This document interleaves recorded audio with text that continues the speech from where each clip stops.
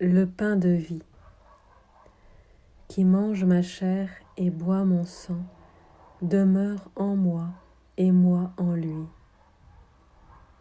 Nombreux alors, entendant cela, dirent : cette parole est dure, qui peut l'entendre ? Ceci vous scandalise ? Si donc vous contempliez le Fils de l'homme montant là où il était auparavant. Si on contemple Jésus dans son mouvement vers le Père, en sachant qu'il vient du ciel, alors on peut entendre la plénitude de la révélation du Père à travers son Fils. Et l'envoi de ce Fils réveille, ressuscite ce que l'on est et qu'on avait laissé s'enterrer en nous. On est alors capable d'entendre ce langage de folie. Moi, je suis le pain de vie, il faut me manger. Mais tu ne peux pas comprendre si tu es dans la chair.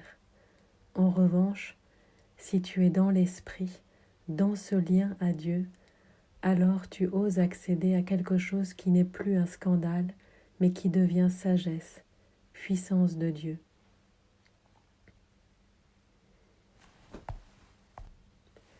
Dans les Actes des Apôtres, Pierre va ressusciter une femme, Tabitha.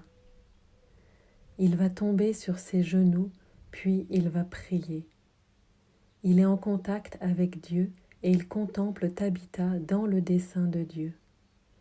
Étant en Jésus, par Jésus, avec Jésus, il va pouvoir dire « Tabitha, lève-toi ». Et là, on a l'émergence de la vie de Dieu qui arrive en cette femme à travers Pierre. Il a la clé, il sait tomber à genoux, il sait être en lien avec Dieu et il a découvert la surabondance de ce Dieu qui fait que Jésus-Christ s'est donné et que ce Jésus vit en lui. C'est le pain de vie. Jésus nous dit : tu sais, je suis ta vie, il faut que tu me manges. Mais que dis-tu, Seigneur ?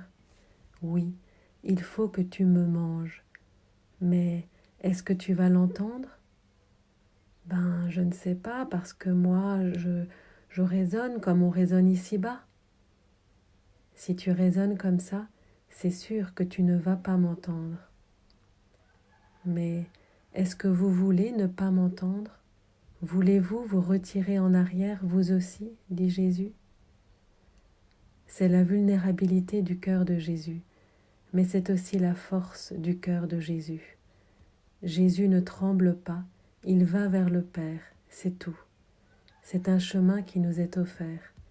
Est-ce que vous voulez vous retirer ? Pierre répond alors : à qui irions-nous, Seigneur ? Tu as les paroles de la vie éternelle.